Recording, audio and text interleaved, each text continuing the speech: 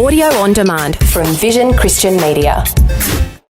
Jesus said, "If you hold to my teachings, you are really my disciples.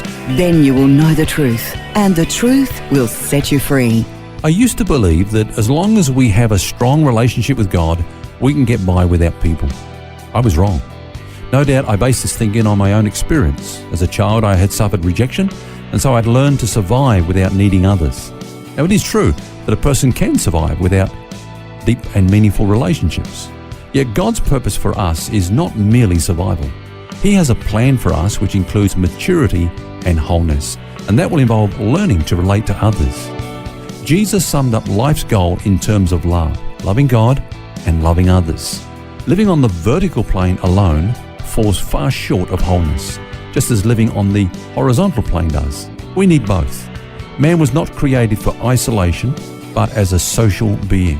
He was created in the image of the triune God, who is eternally a relational being. And we have been created in His image, that is, relational. In fact, we have been designed in such a way as to be incomplete without relationships. Like it or not, human relationships are an indispensable part of life in God's world. Our emotional well-being depends on relationships with others.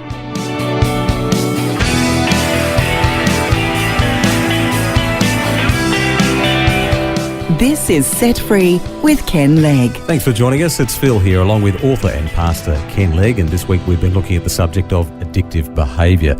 We're focusing on the fact that at the root of many addiction problems is unresolved emotional pain. People who've never learned to connect with others have no emotional outlet to vent what they're feeling. The drug then becomes their refuge, the place that they can go in order to find relief. Now, Ken, you've been sharing with us that this foundation for emotional wholeness needs to be laid in the life of the addict, both vertically with God and horizontally with others. You want to just unpack that a little bit? Yeah, let me just read a quote, if I can, from Dr. Henry Cloud. I know that many of our listeners will be familiar with his writings.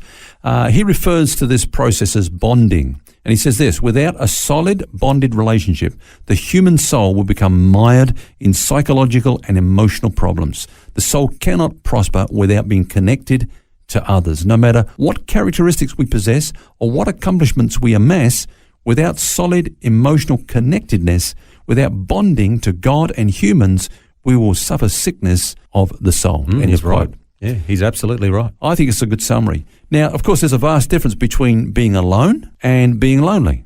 To be alone means to be on your own, and that's not necessarily a negative thing. I think all of us need times when we're on our own. We need moments to reflect, to be replenished, to reaffirm our own individual identity, and so on. And it's unhealthy to have a codependent relationship with others. Often Jesus withdrew and was alone. But loneliness is different to being alone. It's the absence of meaningful relationships with others. Loneliness occurs when a person is not fulfilled and enriched in the primary relationships of life. And that's why it's possible to be in the midst of a crowd of people and yet be lonely. Yeah. In fact, some of the loneliest people live in the most densely populated cities of the world. Sadly, some of those people are in marriages as well. Yes, that's very true. What do you do, though? What advice do you give someone who doesn't have that emotional outlet? You can't just click your fingers and have friends. Right. You're suggesting anyone who's unable to express their feelings on a horizontal level, person to person, is vulnerable to addictions. So it's not a good place to be in. They're liable to take refuge in some other form of behaviour, I guess, that it'll give them temporary pleasure. Yeah, I think so. You're asking what would I say to those people? Yeah. I'd ask them the question. It's quite a direct question. Okay, I'd say, name 3 people in your life with whom you could be totally transparent. That means to share anything with. And secondly, who will also accept you unconditionally. Now, do you have 3 people like that in your life? The people that you can share anything with, knowing that they will not reject you, they'll accept you unconditionally. Okay, if you haven't got 3, do you have 2? If you don't have 2, do you have 1? Now, if there's not one person in your life you can be totally transparent with and without the fear of rejection, then you need to start praying for such a relationship in your life as a priority. Yeah. Of course, the church should be a safe zone where we can be real. When we've mucked up, where we can say, hey guys, I really blew it big time this week. Please pray for me and stand with me. It should be a safe zone where it's a place of grace, where we're free to confess our failings, That's normal church without fear of rejection, you know. But when that kind of environment doesn't exist, you know what happens, Phil? People start pretending. They put on a mask, everything's fine, but it's not. Underneath, they're struggling, and so they go underground with their problem. And of course, as we've been sharing this week, one of the chief characteristics of addictions is secrecy. Yeah. Things like pornography. People do that without others around them. You know, it's very much a private addiction, or gambling. A lot of people do that on the side without others even realizing that this problem is going on in the person's life. And it's often because we haven't created an environment where people can come and say, hey, look, I'm really struggling with something. Would you stand with me? Because, you know, they fear rejection if they own up to some kind of weakness in their life, you know? And often we feel like we're obliged, that we've got to live to these standards, and if we've failed, we don't want to face the music, so to speak. It's hard. And it's a real challenge to the church, of course. You know, in some cases, maybe the help and support is there, but the addict himself has become, I guess, so entrenched in a lifestyle of isolation that they fear opening up to anybody else, and they learn to become emotionally connected, to learn to become emotionally connected to others. You know, it might be a pretty scary thing. Yeah, I think so. I think it's a new thing for a lot of people, you know, because they haven't had that. You know, we've spoken in the past that if for some reason love and acceptance were not there for us in the formative years of our lives, then we'll grow up facing all other relationships with a sense of mistrust and insecurity. Yeah. If we've not been properly rooted in love, then our entire lifetime is going to become a struggle.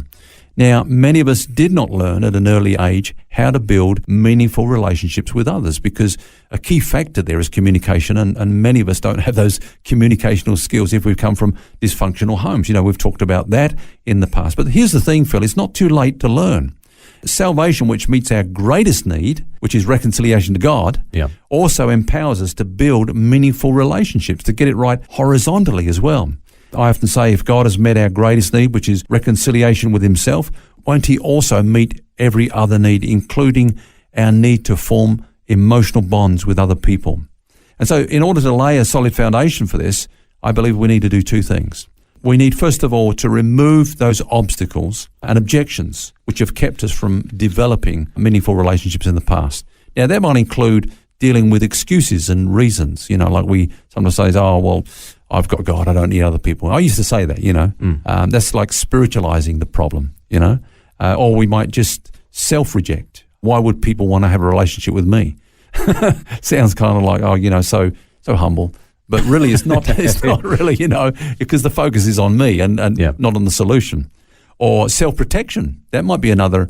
You mean like I've been hurt before? I don't want to make myself vulnerable again? Exactly. You know, hey, I'm not going down that road, you know, because I've had too many bad experiences, you know. Or generalizing. You can't trust people. Yeah. What? Everyone? Yeah. Every one of these 7 billion people in our world, we can't trust one of them? Yeah. You know, we base those sort of things on past, you know, hurts and so on. So that's one problem we have to deal with, I think, if we're going to start rebuilding a relationship with other people. And like dealing with so many things in our lives, it sounds here that first of all, we need to recognize there is a problem and take ownership of it. Yeah.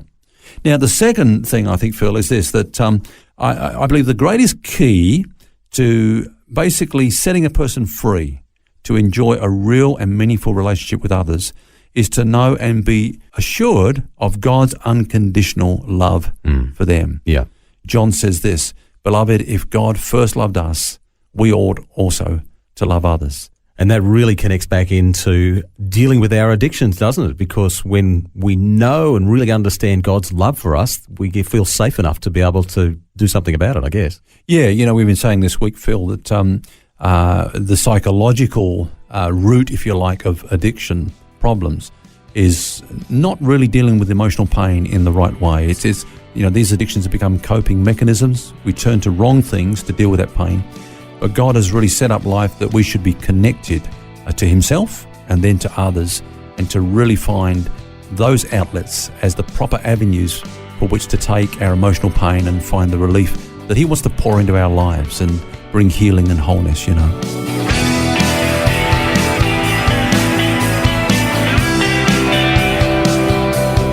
Well, that brings us to the end of our series this week. Hope you can join us next week when we start a brand new one. Until then, remember, you don't have to carry that baggage. God wants you to be set free.